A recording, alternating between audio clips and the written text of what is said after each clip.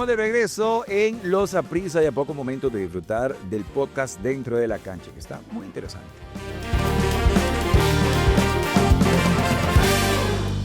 Cargar con el título de goleador histórico en un equipo de fútbol es un título bastante importante, que más que pesar sobre la espalda, llena de orgullo a la persona que lo lleva. Pero cargarlo en un fútbol como el fútbol femenino de Costa Rica también es el doble de importante. Y con nosotros muy felices de contar con la presencia de Caro Venegas. Carito, ¿cómo estás? Bienvenida a Dentro de la Cancha. Y eso que estaba diciendo no es jugando, porque ser una de las jugadoras más representativas de un club y contar con el título de goleadora histórica es algo que me imagino que vos todas las mañanas, cada vez que abrís los ojos, lo recordás. No, realmente no. Muchas gracias. No es algo que recuerde de seguido, pero bueno, en momentos como ahora mismo que lo mencionas, lo recuerdo y me llena de mucho honor, de mucho orgullo. Para vos, ¿cómo es llevar este título con vos? Porque, ok, tal vez no es algo que te pase recurrentemente por la mente, pero la gente te lo recuerda, tus compañeras te lo recuerdan. No sé si te pasa, por ejemplo, mi mamá tiene álbumes de recortes míos, tal vez en tu familia también te lo recuerdan muchas veces. Para vos, ¿cómo es llevar este título con vos? No, como te digo, me siento muy orgullosa, sobre todo porque lo llevo con la institución que amo, que siempre he amado, es el equipo con el que he jugado prácticamente la mayor parte de mi carrera deportiva y también yo sé que significa mucho para la historia del equipo femenino de Saprissa y sé que también, quizás no en este momento que sigo como jugadora activa, pero sé que más adelante sí sigo siendo yo, ¿verdad? Porque al final estas cosas están para romperse, ¿verdad? Yo quiero que otras jugadoras puedan anotar muchos goles y batan esos números que han hecho otras jugadoras. En algún momento cuando yo me retire espero que haya otra goleadora histórica, pero me imagino que más adelante cuando ya no juegue fútbol, pueda recordarlo con más, no sé, como más consciente de lo que significa, porque ahora mismo nada más me hace sentir muy orgullosa y es un honor para mí, pero son números al final, ¿verdad? Y como sigo activa, como eso también me desafía todo el tiempo. Quiero hacer más y más y más y alcanzar mejores números. ¿Cómo llega Caro Venegas al fútbol? ¿Cómo inicia en este deporte? Porque bueno, conocemos tu trayectoria, sabemos que tiene muchos goles, pero tal vez no conocemos esa historia detrás. ¿Cómo llegas al fútbol? Desde que yo tengo memoria, Dani, yo amaba jugar fútbol. Y empecé desde, no sé, educación física en la escuela, al frente de la casa donde vivía, que había un planché, pateando cajas de jugo, botellas cuando no había un balón y mejengueando. Yo soy la menor de cuatro, dos hombres y dos mujeres. Mi hermana, curiosamente las mujeres salimos apasionadas por el fútbol y mi hermana, 2 años mayor que yo, fue quien empezó como con más fiebre, por decirlo así. Y yo siempre quería seguir los pasos de mi hermana. Estando pequeña, yo quería hacer todo lo que ella hacía. Es como esa chiquita que sigue a la hermana, todo lo que hace la hermana lo quiere hacer ella. Y yo quería, como mi hermana jugaba, yo quería jugar. Como mi hermana la llegaban a buscar los chicos del barrio, entonces yo también quería que a mí me llegaran a buscar como a ella y yo me le pegaba a ella y salía a jugar con ella, pero como era más pequeñita, mi hermana además es muy alta, entonces me ponían ahí, me decían, bueno, póngase ahí de portera. Entonces ponían dos piedras, hacían el marco con dos piedras y yo me ponían ahí en el marco. Yo no sabía atajar, nunca me ha gustado ser portera, pero con tal de participar yo me ponía ahí. Ya conforme fui creciendo me dejaban jugar un poquito al campo y después ya la pasión era mucha y me gustó mucho y empecé a hacerme un poco mejor, un poco más buena. Y por ahí de los 12 años, em, es una historia muy vacilona porque yo me fui con mi familia, cuando yo tenía 10 años, nos fuimos a vivir a Canadá. Ok. Papá, mamá, hermanos, ¿verdad? Y estando en Canadá, en un parque estábamos tocando balón con mi papá, porque también el fútbol viene de ahí, o sea, de que a mi papá le encantaba el fútbol y siempre nos llevaba como a patear bola y demás, y después ya fuimos nosotros quien lo buscamos. Estando en un parque, pateando balón, mi hermana, mi papá y yo, pasó un grupo de muchachos corriendo, estaban haciendo, o sea, no sé, estaban corriendo alrededor de la cancha o alrededor del parque, era una cancha en un parque, y se acercó un muchacho y nos dijo que si nosotras estábamos en un equipo y nosotros le dijimos que no. Y él nos dijo, yo soy entrenador del equipo élite de Montreal, que era la ciudad donde vivíamos. Entonces nos dijo, pueden ir a hacer una prueba, no sé, en una semana, no recuerdo muy bien. Fuimos a hacer una prueba, cada una para su categoría.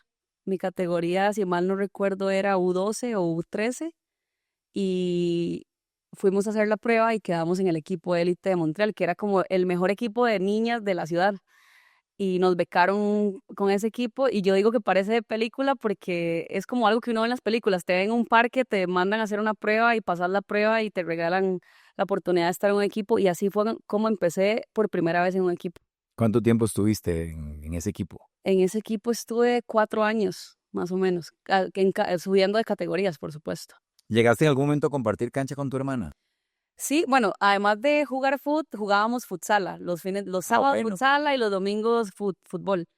Pero ya volvimos a Costa Rica cuando yo tenía 15 años y ya cuando volvimos para acá, bueno, jugamos futsala juntas, pero fútbol empezamos a jugar ya cuando estábamos acá en Costa Rica en Juegos Nacionales.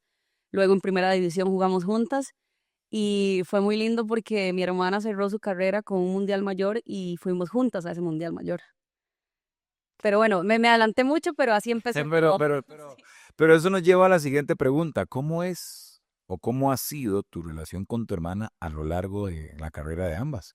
Porque si bien es cierto, dicen por ahí, tu hermana no es la mayor de todos, es No, solamente mayor de la del todos. medio, sí. Ok, la del medio. Siempre se ha dicho por ahí que los hermanos mayores son los que hacen el colchón para que los más chiquitillos vayan probando etapas de la vida, pero me parece muy interesante ver el tema de que vos desde muy pequeñita te pegaste a tu hermana, Sí. querías imitar, por dicha y gracia de Dios, las cosas buenas, Sí. ¿verdad?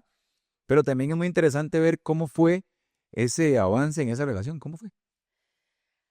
Yo creo, o sea, no, al principio cuando estaba muy pequeña la seguía mucho, luego lo hicimos todo como muy juntas.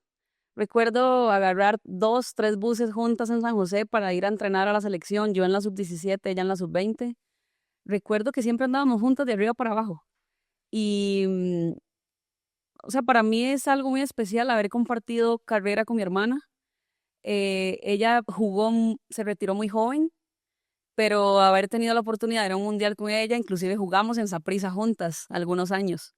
Compartimos cancha en Saprissa juntas y o sea, fue algo muy lindo compartirlo con mi hermana, que además era la que menos años me llevaba, que era mujer y que nos apasionaba lo mismo. Y que las cosas que pasamos, porque estoy hablando de cosas muy lindas, pero pasamos cosas muy feas juntas también, nos costó mucho em, llegar a donde llegamos en el fútbol, porque nunca nos dijeron no lo pueden hacer por ser mujeres, nuestros papás nunca nos dijeron no lo hagan, pero tampoco tuvimos el apoyo ni económico ni de ningún tipo, honestamente, para hacerlo. Era como, bueno, si lo quieren hacer, háganlo, pero por ustedes mismos. O sea, si tienen que ir a entrenar, vean a ver cómo consiguen para ir a entrenar, vean a ver cómo se compran sus implementos deportivos, tacos, etcétera. Y entre nosotras dos éramos las dos juntas luchando, trabajando y buscando la manera de estudiar y jugar, ¿verdad? Entonces, como que compartir ese crecimiento que tuvimos y a una edad tan temprana, ¿verdad? En la adolescencia, con tantos obstáculos, yo creo que hoy en día, bueno, después del mundial que fuimos juntas, que fue como el mayor logro de las dos por hacerlo juntas, también hoy en día ella a veces viene al estadio con mi sobrina, tengo una sobrina de 11 años que juega fútbol y es hija de mi hermana. A veces vienen a verme y yo sé que ella se siente muy orgullosa de ver cómo yo pude lograr muchas cosas y que también ella fue parte de eso. Cuando llegas a esa prisa, ¿cómo es ese momento? Porque comenzás, como vos lo decís, carrera en el equipo, en la institución de tus amores, llegas a ser una jugadora representativa, pero vamos por partes. ¿Cómo llegas al Saprissa? El Saprissa decidió formar su equipo femenino. Bueno, en algún momento tuvo, no estoy segura en qué año fue, sé que tuvo en años anteriores al 2012, pero luego ya no tuvo equipo y en el 2012 se volvió a formar ya el equipo propio de la institución. En el 2012 hicieron unas pruebas. En ese momento yo venía llegando, me había ido por primera vez fuera del país a jugar a Finlandia y la liga en Finlandia duraba, si mal no recuerdo, 4 meses por el tema del invierno y que el verano es muy corto. Y además el verano ya es frío, pero el verano es muy corto. Me fui con otra compañera que actualmente está en Saprissa también, con Catherine Alvarado. Nos fuimos a explorar Finlandia, nuestra primera experiencia internacional. Y volviendo de Finlandia, Saprissa decide hacer pruebas. Yo vengo a hacer las pruebas con muchas de las compañeras que tenía en el equipo que antes era San José, ¿verdad? Que era un equipo de primera división donde debuté en primera división. Y vine, hice pruebas junto con mis compañeras de San José y quedamos en el equipo, en el primer equipo que formó Saprissa en el 2012. Em, Al principio era, era muy emocionante para nosotras, pero también fue difícil porque no se tenía, por decirlo así, las condiciones o en ese momento no había como todo, quizás hasta me atrevo a decir que lo básico para un equipo de primera división femenino. Pero bueno, nosotras con la ilusión de empezar algo grande, nos adaptamos a lo que había y el primer torneo que jugamos quedamos campeonas. Y el siguiente, y el siguiente, y el siguiente.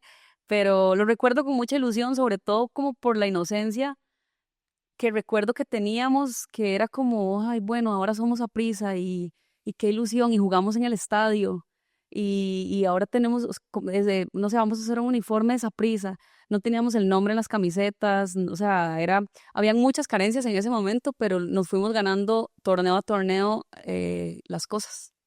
Entonces lo recuerdo como con mucho cariño y con mucha nostalgia sobre todo. Se te nota porque hablando de esta parte de tu historia, lo contás con una sonrisa.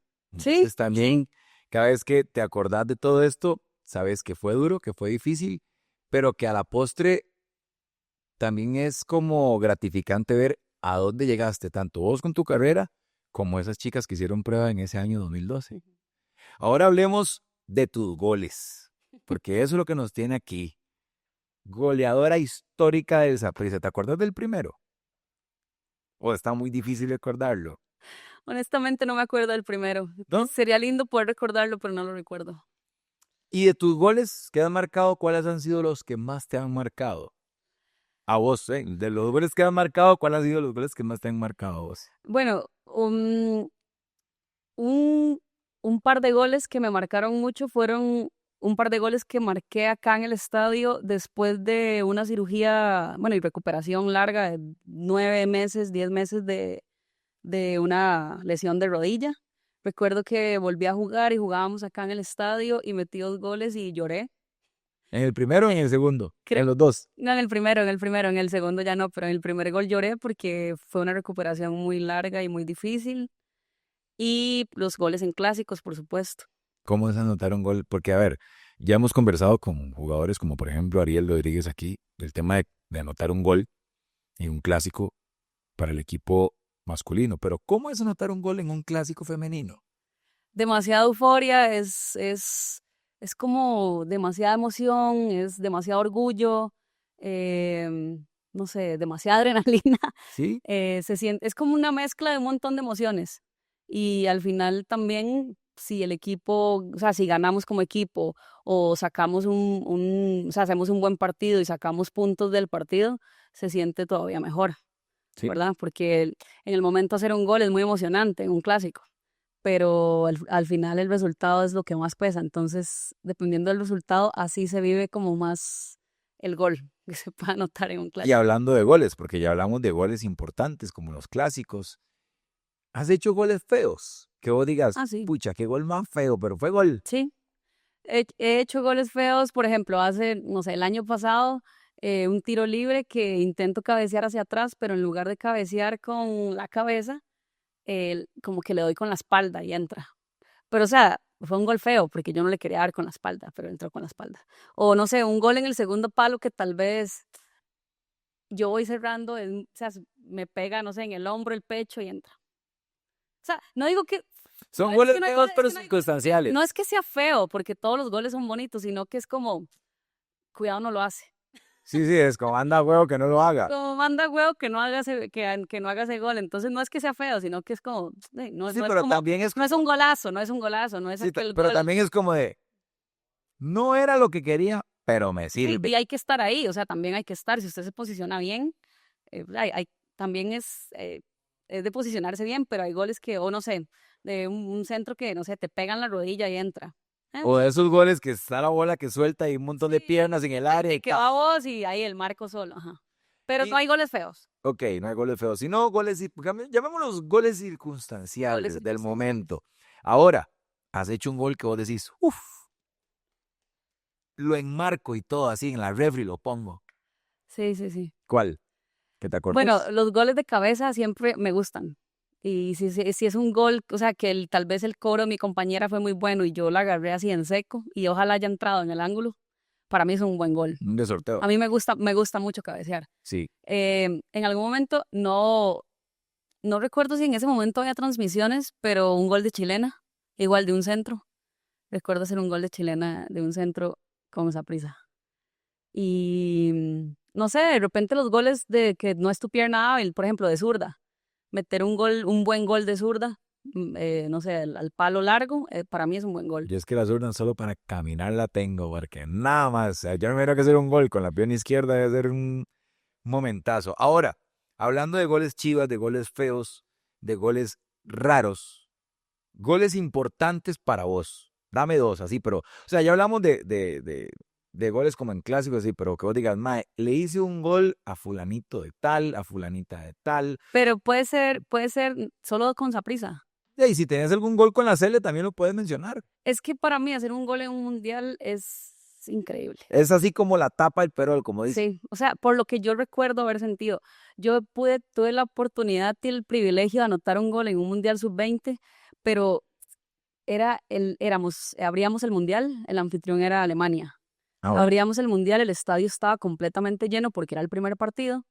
Estaba Beckenbauer en la gradería junto con otras personas de FIFA, porque como era el Mundial en casa de Alemania y empezaba, o sea, era el primer partido, entonces había un montón de jugadores históricos que recuerdo que de hecho tuvimos que saludarlos. Bueno, vino él y nos dio la mano, el estadio estaba lleno, Alemania terminó siendo la campeona de ese Mundial y fuimos el único equipo que le metió 2 goles y le metió un gol de cabeza a Alemania. Y era mi primer gol en un Mundial. Y además estaba muy joven, o sea, para mí era demasiada emoción, demasiado. Y recuerdo que todo pasó tan rápido, pero en la celebración, todas, yo no sé si en ese lloré también, no recuerdo si estaba llorando, pero fue demasiada la emoción de ver el estadio lleno. A ver, para nadie es un secreto que fútbol femenino no es muy usual, los estadios llenos. Y para chicas de 18, 19 años en ese momento, porque éramos sub-20, ir a otro país a jugar un mundial, a abrir contra la anfitriona y meter un gol con el estadio lleno, era como, Wow. Y te celebraron el gol. ajá, y celebrar el gol, porque además en ese momento no sé si íbamos 2-1, una cosa así. Entonces como, fue, Pellizquen. fue un sueño, sí, fue un sueño hecho realidad. Qué chiva, Y anotaron fue un para el buen mundial. partido, sí, fue un muy buen partido. Y al final la Alemania termina siendo la campeona y era un equipazo. Y Y estaba en vos, casa. y le hiciste como el meme de Rápidos y Furiosos, casi te gano. Sí, ves, ese gol lo Este recuerdo es el con mucho podcast cariño. donde más se han reído mis invitados. Gracias, gracias por reírte de mis chistes. Hablando de goles y demás, ¿cuál es tu especialidad? Porque ahorita me dijiste, me gusta mucho cabecear, pero vos digas, no, madre, lo mío es llevarme 3, 4 rivales, rematar de largo, No, ojalá, pero cabecear. no, ojalá fuera eso, pero ¿Cuál es tu especialidad ahora? a ver, yo creo que mi especialidad yo creo que la mayoría de mis goles, no, a ver, puedo preguntar porque sé que hay una estadística, hay una persona que nos ayuda con la estadística. Creo que muchos de mis goles son de cabeza, Más muchos. bien arriba. Sí, yo considero, y me gusta además, me gusta mucho cabecear. Em, Eso a la hora de anotar. Y creo que uno de mis fuertes es el juego de espaldas y cubrir el balón. O sea, yo me siento cómoda y creo que es una de mis fortalezas. ¿Siempre Soy jugaste, fuerte. siempre jugaste delantera en tu formación como futbolista? No, no. Antes de mis lesiones de rodilla fui extremo. Fui extremo. em, Me gustaba también, me gustaba jugar de extremo. Y después de mi primer lesión de rodilla, porque son varias, empecé a jugar de 9, de punta. Pero sí llevo muchos, muchos más años de jugar de punta de lo que jugué de extremo. ¿Y cuál posición? O sea, obviamente, si hablamos por los años y los goles, me vas a decir que de 9, pero ¿le guardas cariño a esa A la posición de... etapa de extremo? Sí, sí, sí, lo disfruté mucho, me sentía cómoda en ese momento. No me dolía nada, era bastante rápida y jugaba bien. Pero me gusta más jugar, no porque tenga más años, sino porque tal vez por la experiencia que tengo ya me siento mucho más cómoda y también creo que logré como explotar las características de 9. em, Trabajo mucho en mí, en el tema de la fuerza. Ajá. Trato de siempre, o sea, que el equipo desahogue conmigo y no perder balones, cubrir balón, pivotear, cerrar el área y cabecear. Está, o sea, y eso que yo voy a mejenguear y yo en nada de eso pienso. Me marca ese carajo que está ahí sentado, imagínate. Pero bueno, ahora, luego de hablar de tus fuertes, contame qué te ha enseñado el fútbol. Uf, qué pregunta. El food me ha enseñado muchas, muchas cosas. No es, yo creo que lo primero que uno aprende es un montón de valores. ¿Por qué? Porque jugar fútbol es convivir siempre con un montón de personas más. Tus compañeras, cuerpos técnicos, no sé, cuando estábamos pequeñas, papás, o sea, o sea, para mí el deporte en sí te da demasiados valores. Eh, se vuelve como una comunidad con la que trabajas todos los días, ¿verdad? Es como tu familia fuera de tu familia. Es lidiar con un montón de caracteres, con un montón de personalidades y tener esa empatía, o sea, aprender a tener ese montón de valores que te mantienen o te sacan del deporte, ¿verdad? O te mantienen o te sacan de un equipo. Y eso es algo que pienso yo que en un deporte individual o en la vida tal vez es más difícil de conseguir si no estás en un deporte de equipo. Y a mí el fútbol, además de todas las personas con las que he logrado coincidir y que me ha regalado un montón de amistades y conocidos y demás, todos esos valores que me ha enseñado, me ha regalado un montón de experiencias también. O sea, yo gracias al fútbol, primero he vivido mi sueño, mi pasión. También he estado desarrollando una carrera fuera del fútbol, o sea, no como jugadora, sino como entrenadora. Me he estado preparando, es algo que me apasiona demasiado. He vivido y he viajado por muchos, muchos lugares del mundo que estoy segura que si no fuera por el fútbol, no, tal vez ahorita no conocería todavía y no hubiese tenido esas experiencias y esas personas que he conocido también, que viven en otras partes del mundo con las cuales todavía mantengo amistad y que inclusive a veces vienen a Costa Rica a visitarme. Entonces ha sido, yo sé que suena todo muy romántico y muy lindo, pero realmente para mí el food me ha dado las mejores experiencias de mi vida y ha sido mi mejor escuela. Mis mejores enseñanzas las he sacado de mi carrera deportiva y me ha impulsado también a hacer otras cosas fuera del food, siempre ligada al food, como para seguir desafiándome y seguir aprendiendo. Bueno, primero que nada, agradecerte por esa respuesta tan bonita, porque eso lo Suena que... muy lindo, pero No, es que no es que suene muy lindo, es que es real, porque si una persona se esmera en conseguir sus metas y vivir su sueño y en trabajar para, puede parecer así. Yo te lo pongo desde mi punto de vista. Yo toda mi vida soñé con salir en televisión y en radio. Y lo logré. Y la televisión y la radio me ha llevado a trabajar con el equipo de mis amores, a ir fuera del país a representar a mi país en lo que hago y también a construir un sueño que a la postre va a inspirar a otras personas. Que también se vale disfrutarlo y vivirlo así. No es que, yo sé que suena muy lindo. No, si suena muy lindo es porque vos mismo lo has construido. Así que aplausos para vos. Ahora, para ir aterrizando ya un par de preguntas nada más.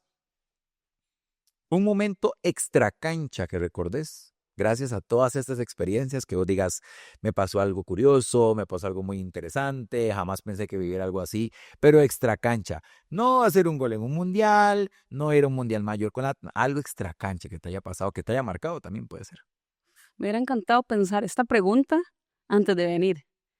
Pero te voy a dar unos 30 segundos para que lo penses. Qué sé yo, que conociste a alguien, que alguna mamá o papá se te acercó a decirle algo, a decirte algo sobre que sos inspiración para alguien, no sé. Bueno, a ver, no tengo una específica, pero es cierto, bueno, eso que acabas de decir, es cierto que ya conforme uno va siendo una jugadora experimentada, se va dando cuenta que soy muy competitiva y sé que mis compañeras son muy competitivas, pero también uno va viendo como el otro lado, como la otra cara de la moneda, que no siempre es ganar y los resultados, sino que yo creo que una por medio del fútbol puede impactar también muchas vidas de compañeras. Sé que en algún momento, cuando yo empecé en el fútbol, no tenía referentes. Recuerdo hasta muchos años después que me di cuenta que habían otras chicas que jugaban. Y porque en ese momento yo nunca vi en la televisión un partido de chicas, ¿verdad? De mujeres. Entonces yo no tenía referentes. Y yo sé que de unos años para acá, ya em, nosotras, no sé, no sé, en mis 18, 19, 20 ya yo tenía referentes. Las chicas de ahora tienen un montón de referentes y a veces tal vez uno como jugadora no se da cuenta, pero uno puede influenciar e impactar muchísimo a las chicas más pequeñas, inclusive chicas jóvenes que llegan al equipo y que tal vez antes, no sé, hace unos años venían al estadio o te veían por tele y es como, o sea, hasta entonces sí, he tenido experiencias donde papás o hasta las mismas chicas me dicen, no sé, que sienten mucha admiración o respeto y eso también a uno, no sé, a mí me genera como mucha responsabilidad. Yo digo, bueno, tengo una gran responsabilidad. em, y todo lo que el fútbol femenino al final somos como esta comunidad tratando de luchar y salir de adelante juntas, no solamente el equipo de Saprissa, sino esto es a nivel país, es a nivel mundial inclusive. Este es este sentido de pertenencia a ser mujer, a este grupo de mujeres que luchan por tener de alguna manera igualdad de condiciones, que sabemos que en algún momento lo vamos a alcanzar, es como mucho orgullo. O sea, yo me siento muy orgullosa de ser parte de este movimiento, de ser parte de esta lucha.